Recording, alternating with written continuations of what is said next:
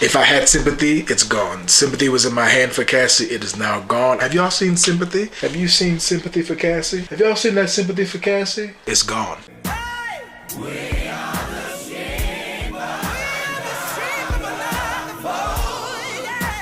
What's up, everybody? Welcome back to my channel. I'm glad to be here. I'm glad you guys are back. If you guys don't know my face, never heard of me before, my name is JaCoby. We just here just to kick it and talk and laugh.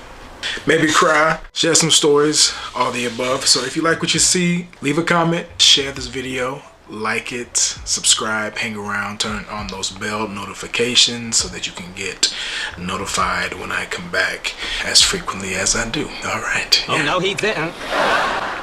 So as you can tell by the title, we are gathered here today for a little unpacking of none other than HBO's Euphoria.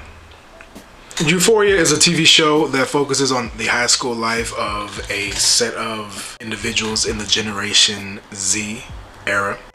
I am a millennial, but I feel like this is a whole mess of relatability. Although my high school was not this lit, we were in the news a few times. Yeah. We were not as lit as East Highland High School, okay, which is the location of the primary base of the TV show that is starred by Zendaya. She plays Rue Bennett, which is the lead principal character, who's a young high school girl struggling with drug addiction and figuring herself out sexuality-wise, I think, family-wise, also dealing with an ailing father who passes away from cancer. Side note, watch season 1. This is season 2, okay? If you are not familiar with the show, I do highly encourage that you put this on pause, open up a new browser, okay? Don't close me out. Keep me open. Watch season 1, get familiar with the characters, the storyline. I promise you it'll hook you in for some people. Some people out here, they like, nah, I couldn't get into it. I'm like, how? Why? Like, what were you watching? But at the same time, Euphoria is a heavy show. It's a lot. Probably not for everybody. You know, it discusses a lot of things that a lot of people are uncomfortable with. I like stuff like that. I like shows like that. I like shows that tackles, you know, deep stuff. The acting in this show is phenomenal. It's phenomenal. I feel like there's something for everybody in more than one or two ways. I did watch the last episode of the last season just to kind of get a refresher because it's been 2 years. Let's get into season 2, episode 1, Trying to Get to Heaven Before They Close the Door. Okay, so right off the bat, we are getting kind of like a backstory to Fesco. Fesco is a friend of Rue. He is her drug dealer friend who kind of has her back, who kind of is her supplier, but also wants her to quit her habit. But we get to look at his background. So right off the bat, his grandma, we saw her in season 1 in a hospital bed. We never knew exactly what the story was behind that and how they ended up where they were. And in this intro, you see that Faza's grandma was about the shits. Faza's grandma was with it. Faza's grandma didn't play no game. She was here for her family, for her friends, for her loved ones, and she was about her money. She didn't play no games. Within the first 46 seconds, she stormed into a strip club when you got, you know, breastises and buttocks. She stormed into the back room where there is this kind of meatballish, round, rosy-posy fella having a very special communion moment with a fellow worker of the establishment. When Fez's grandma busts in there, she pulled that revolver out and she blew some kneecaps out. In which we later found out that man was Fesco's father. Hey, I just spoke to your daddy. You're gonna come live with grandma now, okay?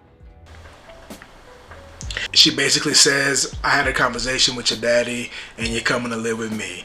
We don't know exactly what happened necessarily before those kneecaps got blown out, but grandma had to intervene and take Fesco. The kid had a black eye, so we can kind of infer that maybe his home life wasn't very safe. You know, but grandma wasn't about, you know, apple pies and crochet. No, grandma was about baking powder, a little bit of bacon grease, some spoons, a little bit of houses of trap, baseball bats, clubs, horse races, cinder blocks. We also see that this is now how Fez got into his world of the drug trade. It was from his grandmother. Plot twist.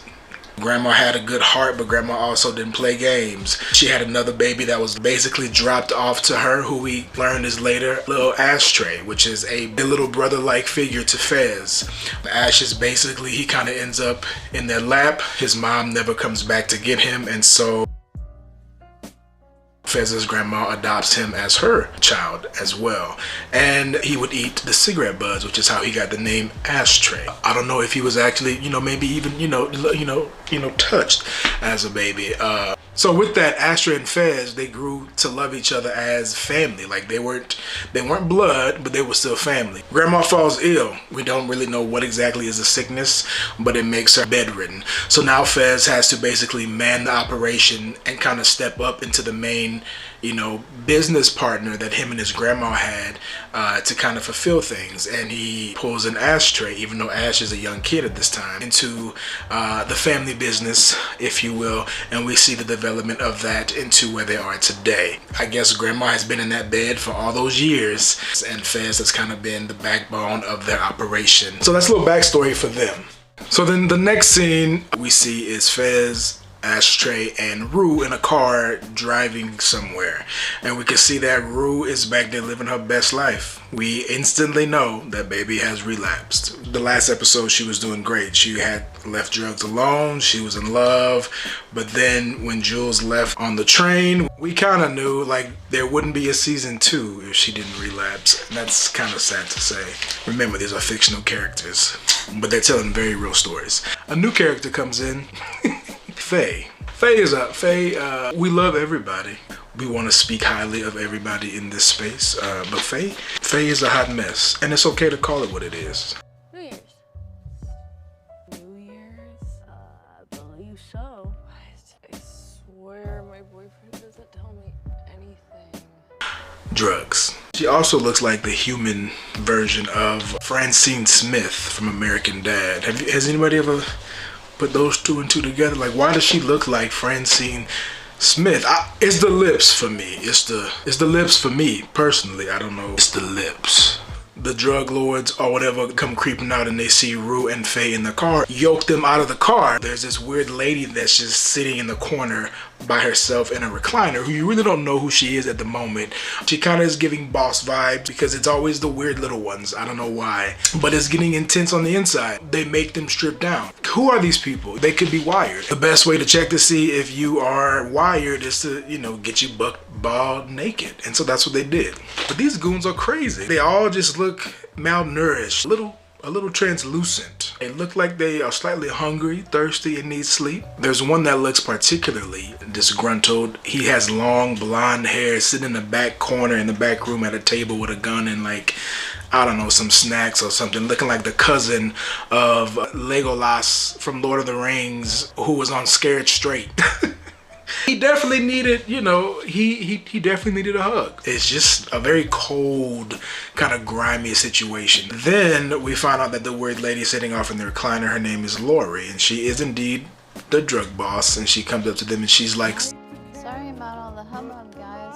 Just being careful.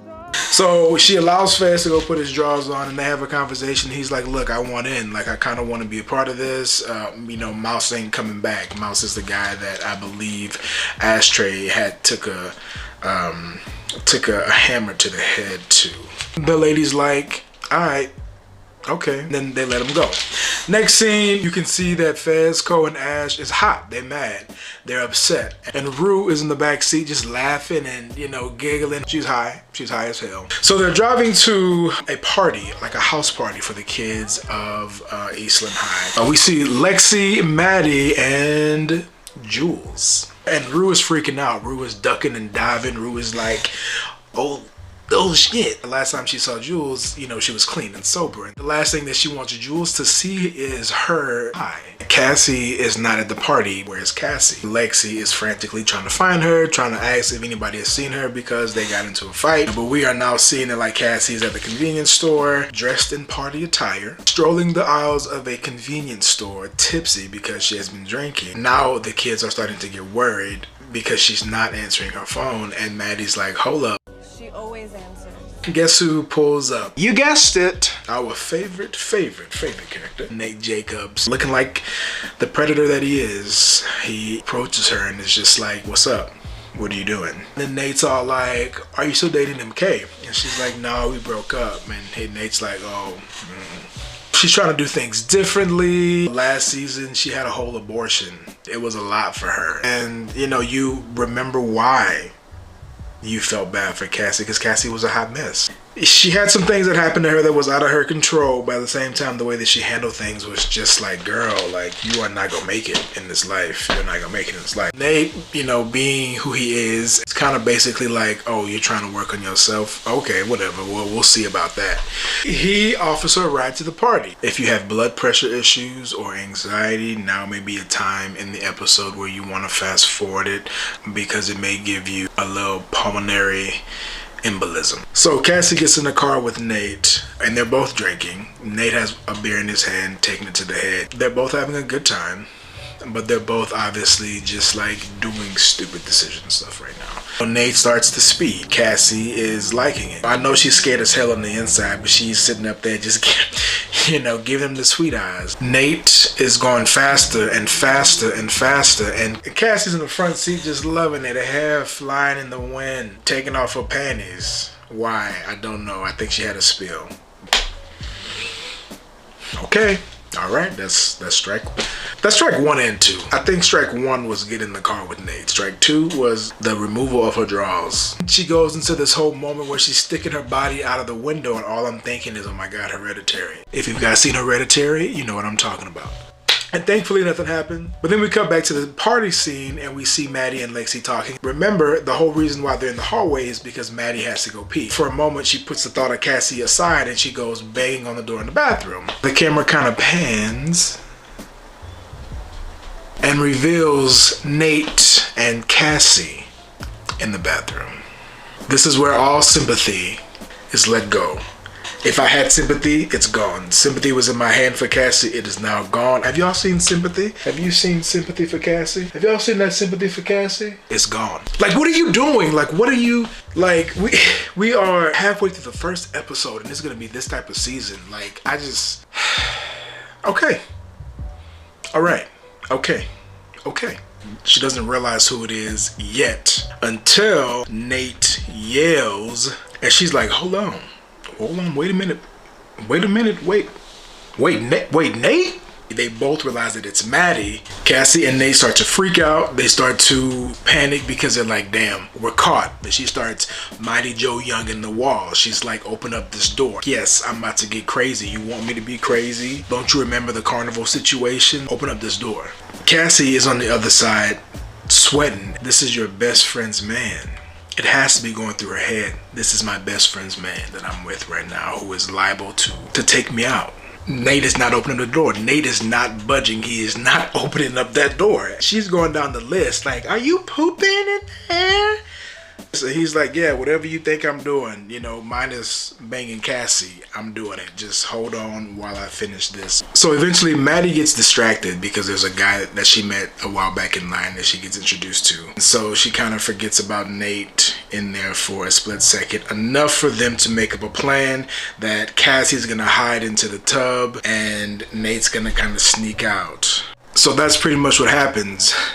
Nate opens the door, Maddie barges in and goes straight to use the bathroom, not caring about if there's somebody else in there, I guess seemingly at that moment. But then we see Cassie is hiding in the tub while Maddie is peeing. So Cassie being stuck in the bathtub while Maddie pees is actually satisfying. It's satisfying yet conflicting, because it's like, that's what you get, but it's like, don't get caught. Please. But that's what you get. There was an instant karma moment when Maddie needed toilet paper. She didn't have any toilet paper, so she used one of the hand rags on the wall. She wipes herself and she tosses the hand rag over the shower, and it lands on Cassie's face. Instant karma. That's what you get. You wanna sleep with your best friend's man, you may deserve a coochie cloth in the face. I don't know. I don't make the rules. She doesn't look. She does not look. She just walks out the bathroom. Somebody real righteous is out there praying for Cassie, because she got a few grandmas and first ladies and big mamas, you know, on the altar call praying for her, because there's no way she shouldn't have got caught. Like, there's no way that she should not have gotten caught. Cassie stumbles out of the bathroom, probably can't believe that she's alive. Let's be real, like, she was like, what just happened? Like, how did I get out of that situation? Woo! We all are, Cassie. We all are. That kind of situation doesn't, it never really ends well. Even though Cassie probably got out of this situation, first of all, come on. It's gonna come back. It has to. It's TV. Even though we know that Nate is not innocent, right? Nate is not innocent. We're not giving Nate the pass, of course. But we're afraid for Cassie. I'm gonna make an educated guess and say that Nate is not feeling Maddie. Nate has no romantic interest towards Maddie. He wants that tape back. And so he's trying to get into her good graces, but I don't see him having any kind of feelings towards Maddie. I think he wants that tape, and I think he needs to do what he has to do to get that tape. And so I think that's a prediction that I have that's gonna get ugly. At this one point, Nate is kind of moving through the party after getting out of the bathroom, and he sees Jules, and they have like this weird eye contact exchange. It's not very long, but it's enough to be like, I see you. I see you too, ho. They had that history. Remember in season 1, Cal Jacobs, Nate's married father, was having a sexual relationship with Jules, a minor. So they have a history that's kind of there. You should know this if you watch season 1. At this point, Rue is stumbling back in the party. She's looking for a place to do her extracurricular activities, what she found from Faye. And as she stumbles along, she goes into the laundry room and she runs into Elliot. She runs into Elliot, a young-faced, I would say fresh-faced, but he's addicted to a lot of drugs, so his face isn't the freshest, but it's still young. So we'll go with young-faced. A young-faced, racially ambiguous kid, kind of like Rue in a weird way. I don't think anybody else has made that comparison, but they could be related, as well as really good friends.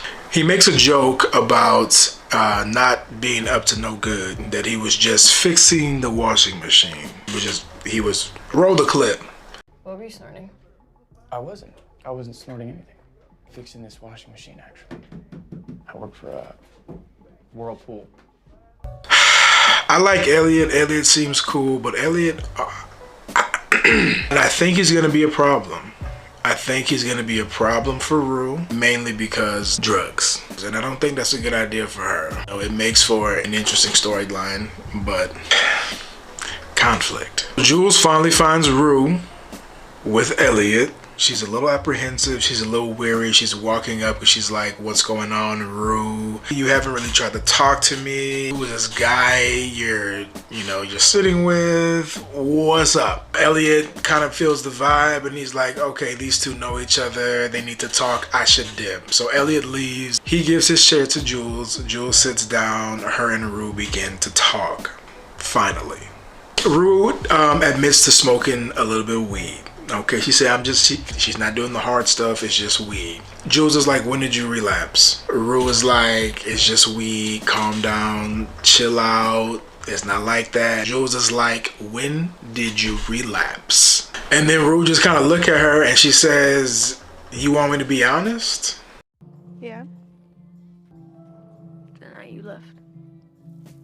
In the train station, I couldn't take that pain and that hurt, and you leaving my life caused me to relapse.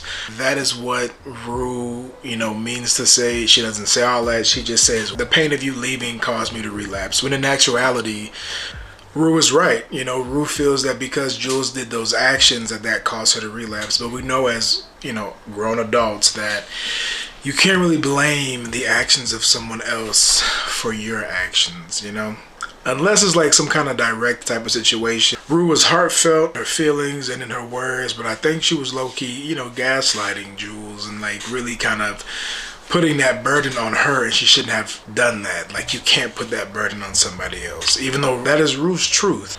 You have to walk and know and handle obstacles and know how to take ownership and actions of the things that you do and say. So back in the house, we see that Nate and MK are having a conversation, and Nate is so weird. Like, Nate has this weird exchange where he's asking MK about him and Cassie's sex life, all up in MK's face and like breathing on his neck and like asking him weird questions that are just being weird. We can see that like MK is like, back up. And Nate is just, he's portraying this behavior of someone who's not mentally stable.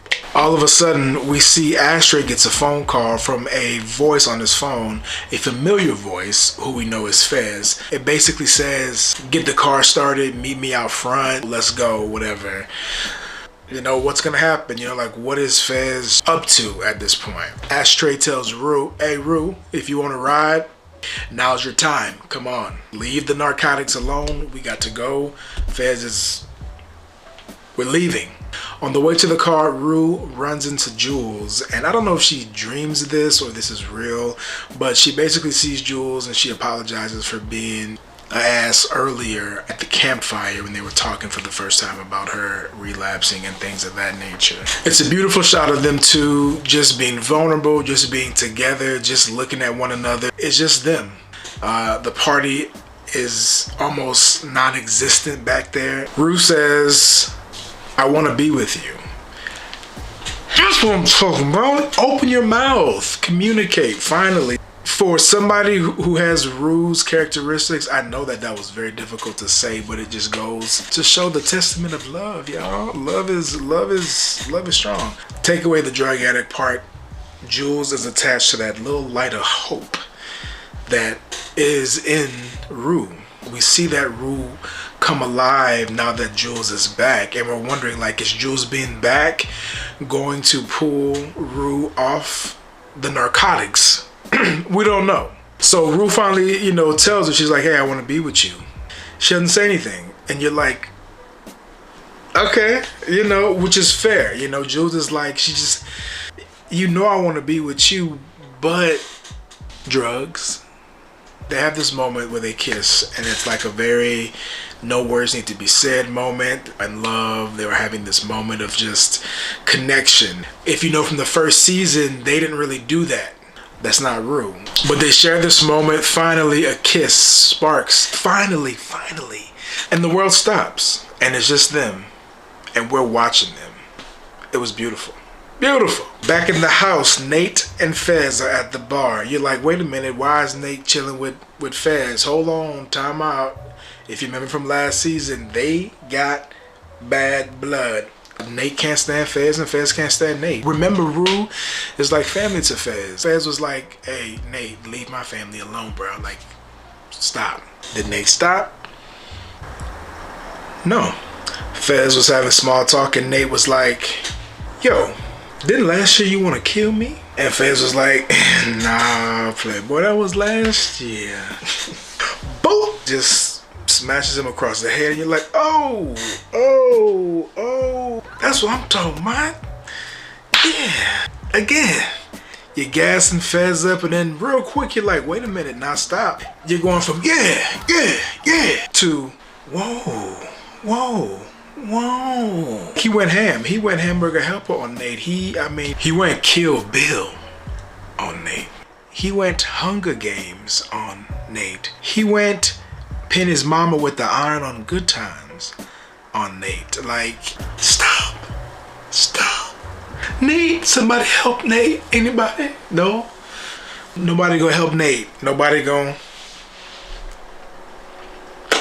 He bleeding. Nate was tore up. He was tore up.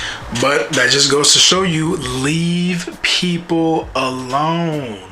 Nate got beat down because he wouldn't leave people. Mind your business. Leave people alone. You can't do the damage and then want to, cry about what your karmic, return to you is going to look like. Leave people alone. To all the Nate Jacobs out there, leave folks alone. And that's pretty much how the episode ended. That was a banger for our first episode for the new season. From the trailer from the second season, it's gonna be a bumpy road. It's gonna be a mess. It's gonna be a wild ride. And I'm here. I'm here for it every Sundays. I think it'd be a great bonding experience for us, and you know, it's one of my favorite shows out right now. I don't watch much TV, so when I do find a show that I like, I am very, very, very, very loyal. My predictions for the next episode: Rue and Elliot start hanging out tough. Elliot wants to know Rue biblically.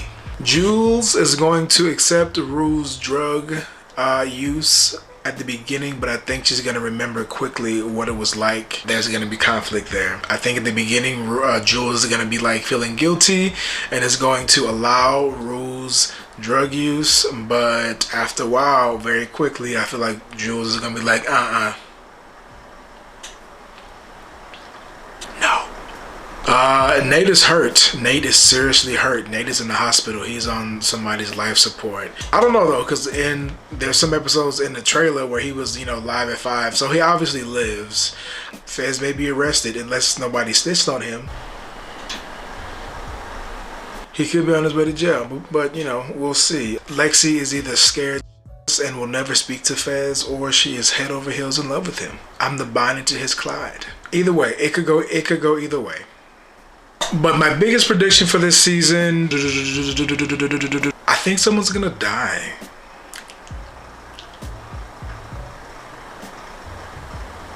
I don't know, like, I don't want to be morbid, but I think someone's gonna go. I have a few predictions, but I'm gonna hold off on sharing those because that may change as I watch the season. This first episode got me thinking somebody's gonna die, because they. Thank you guys for watching. Leave your predictions down below. Let me know what you guys thought of the episode. Let me know what you guys think about the characters this season. Give me your feedback. Leave y'all's predictions. Let's talk about it down below. And be sure to come back every week for the new episodes. We're going to do this weekly, so I'm excited. Anyways, much love to you guys. Have a good week. Until next time, be blessed.